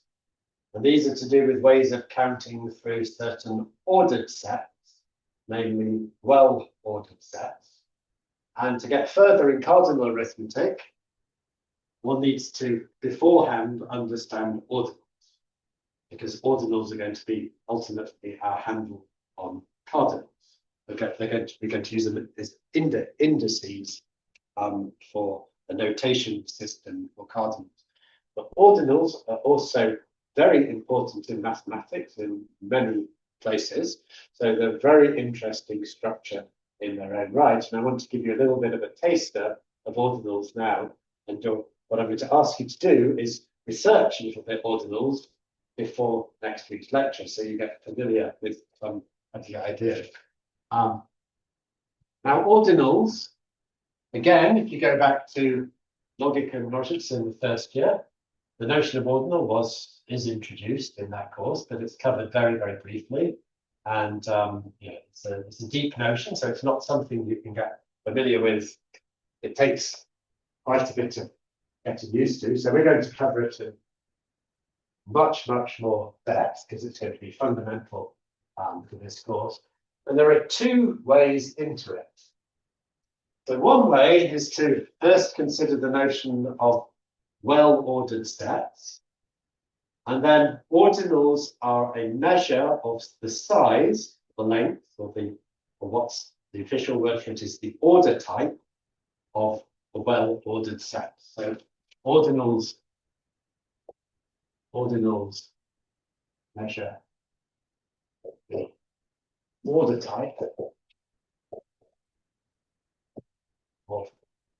a well-ordered set.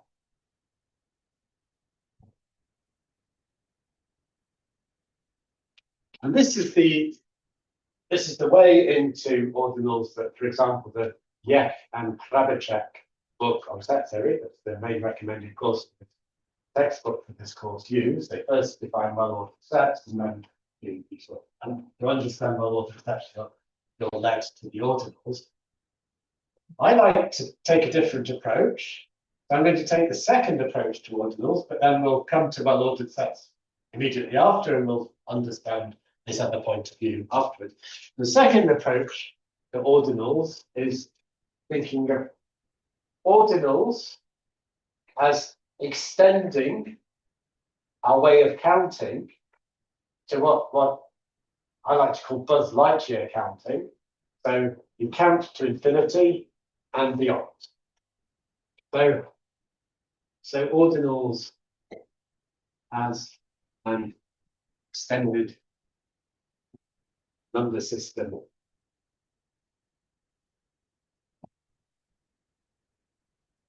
for counting. And of course, the two approaches are equivalent, but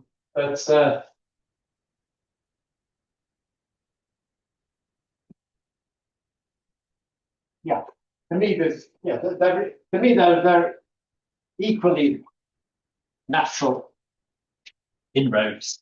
Either approach is equally natural as the other, but anyway, to be a bit different from the textbook, I'm going to take it by this approach. So let me just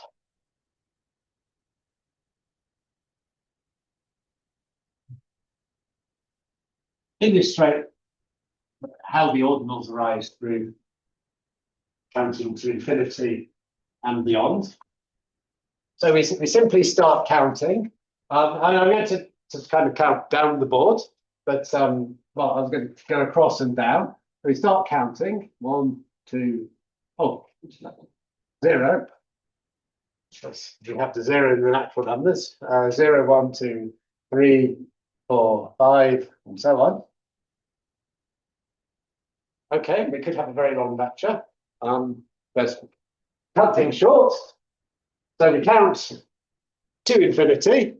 So that means we extrapolate. We realize that we understand we've got all the finite numbers, and then we say, let's give ourselves a new smallest. So we're going to call these things the ordinal numbers. So let's give ourselves a new smallest ordinal beyond the finite numbers.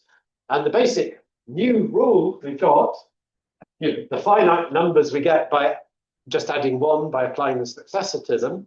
We just give ourselves one new rule.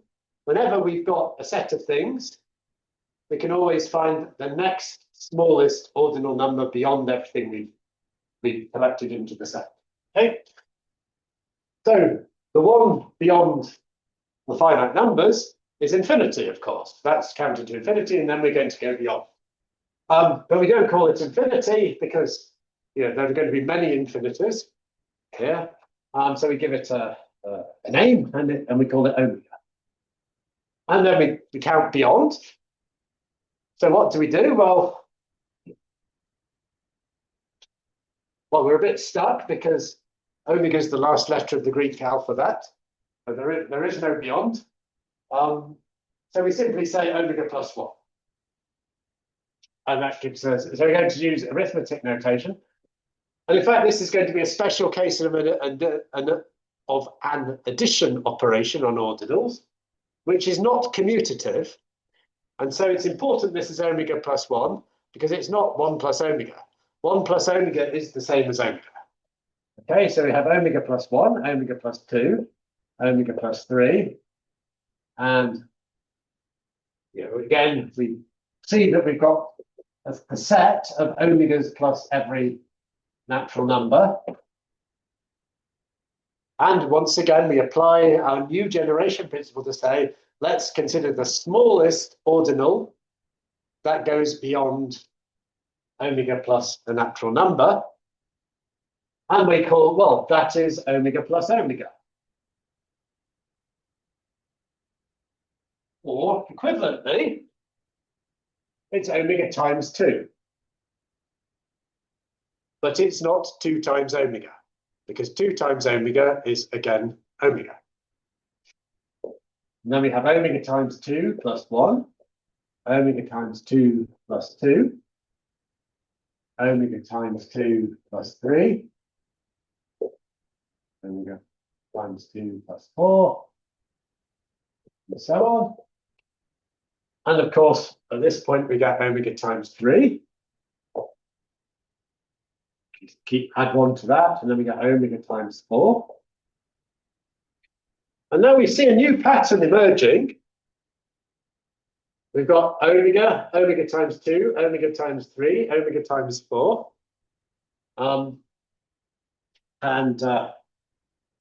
We can have omega times any finite number will appear somewhere in this pattern. And again, let's collect all the omega times n, where n is a finite number. And we want the smallest ordinal beyond that. So can you guess what that will be? Yeah, so omega times omega, or equivalently, omega squared. So let's just write over here. So omega squared is omega times omega. Omega times 2 is omega plus omega, which is not equal to 2 times omega, because that's the same as omega. And here we had omega plus 1, which is not equal to 1 plus omega, because that is actually equal to omega. I mean, I haven't explained the addition, but or the multiplication, but I'm just warning you that the non-commutative subtleties become. With omega squared, of course, exponentiation is not a commutative, not even expected to be a commutative operation, so there's no problem about that. So anyway, we can keep on going now. Omega squared plus 1, blah blah blah. So the next line after omega squared plus any finite number would be omega squared plus omega. And then again, omega squared plus omega times 2, omega times 2, and then eventually we'll get here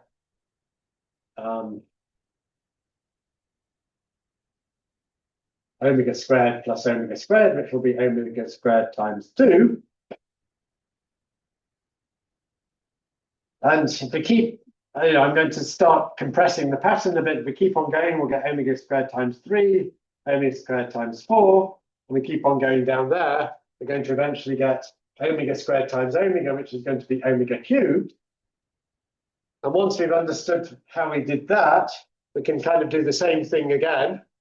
And that will take us to, so skipping lots of steps, omega to the fourth, and so on. And now we've got omega to the power of any finite number. And we can again consider the set of all things and look for the next ordinal beyond omega to the power of any finite number. And this is omega to the omega. Very good. So we need a new board.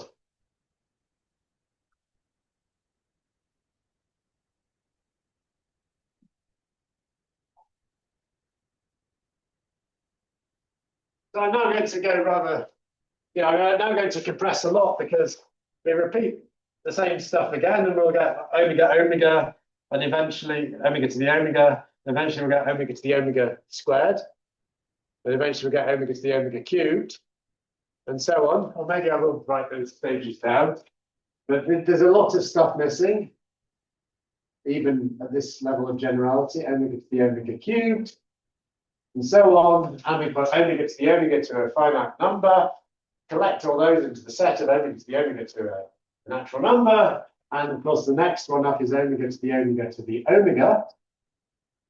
Oh, hang on. Wait a minute, I'm doing something silly here. We do that, but there's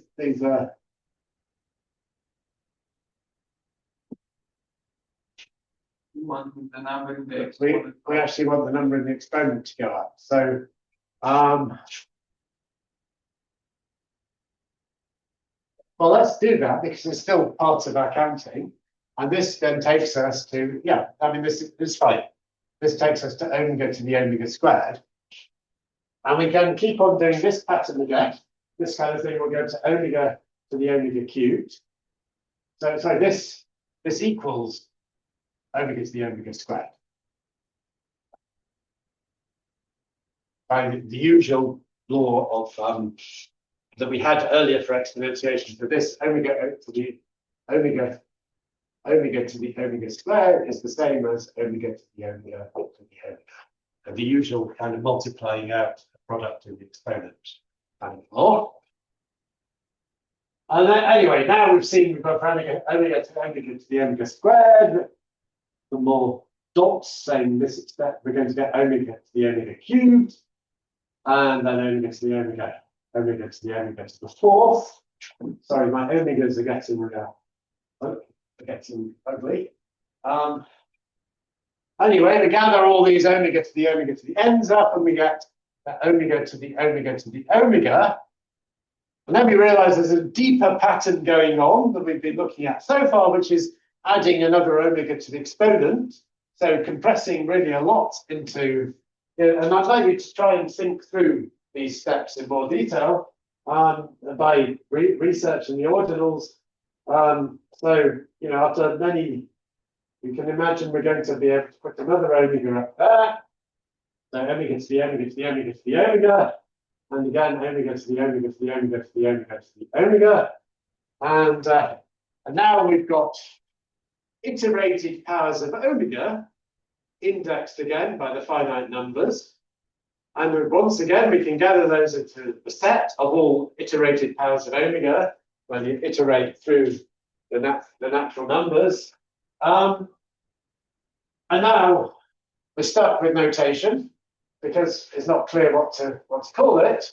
So we give it a new name, and this is called epsilon zero. And epsilon zero is the smallest ordinal alpha. One typically uses alpha as the label for ordinals, satisfying a property that looks like you shouldn't be able to satisfy it, which is that omega to the alpha, well, the alpha, epsilon zero in this case, but it's satisfied by other ordinals too. The alpha is omega to the power. Okay, so one can really view it as a sort of iterated chain of omega to the omega to the omega to the omega to the omega, infinitely iterated. The fixed point of the operation alpha maps to omega to the alpha. And there is a smallest such fixed point, and that is the ordinal epsilon 0.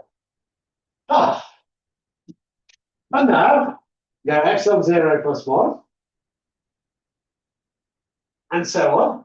And compressing everything on the board, we get to epsilon 1. Which is the next smallest ordinal alpha. That is by, at least I think it is. I should check that. Anyway, it's the natural thing one gets to by iterating. Yeah, I'm pretty sure it's the next fixed point of that. Anyway, then you can go up to epsilon omega. And anyway, let's stop there. But this gives you a flavour of how one counts the ordinals through the ordinals, and you can see it gets, it's interesting. We have some non-commutativity to deal with, and we have a lot of compression of quite large patterns here. Got something a bit dodgy going on here because I haven't explained it fully, but I think it's what I said, but I should check that. But let me just say, these ordinals are all tiny. They're all countable ordinals. So each one of these, you can the set of all things strictly smaller than it is a countably infinite set. From once we go from omega onwards, it's just tiny. They're all countably infinite sets. Once one's understood the notion of a countable ordinal, we have a set of all countable ordinals. And remember, our generation process says we can generate the next countable, sorry, not the next count, we can generate the small, we always, for any set of ordinals, we always find the smallest ordinal strictly greater than the set we've got. So to take all countable ordinals, there is a set of those. So it's an uncountable set, but one can prove that there's a set of all countable ordinals. So we now get a new ordinal, strictly greater than all countable ordinals. That's called, that's the smallest uncountable ordinal, and that is called omega 1. So the smallest uncountable ordinal.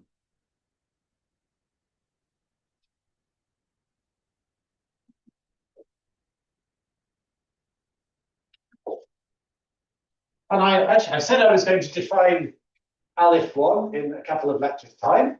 It's not a formal definition because I haven't really formalized this process. But Aleph 1 is the cardinality of the set of all ordinals strictly less than omega 1.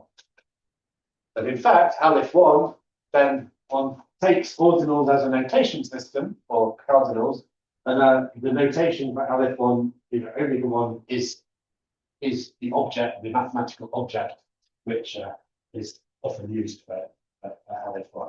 Anyway, one has the smallest uncountable ordinal.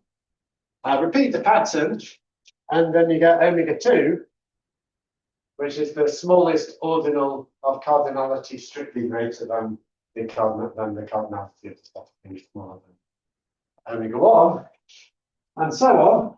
And in fact, you can index these omegas by not just by natural numbers, but by ordinals, and that pretty much is the Aleph notation in a nutshell. So that's where we're going to go on the course. But for next week, we're not going to do, we'll do ordinals in general, but not how we get specifically to uncountable ordinals, or even not really the notation system for epsilon 0. But we will do next week the notion of ordinal, how these operations are defined on ordinals, and why they're not commutative and like that. Okay, are there any questions on that? So your homework for this week is to, hopefully you wrote this down, to try to understand it. We haven't done the ordinals properly, but try to read on Wikipedia about ordinals or something and try and get a feeling for them for the lecture. Okay, as a number. Okay, any questions? Okay, so we finished a bit early today. So see you next week.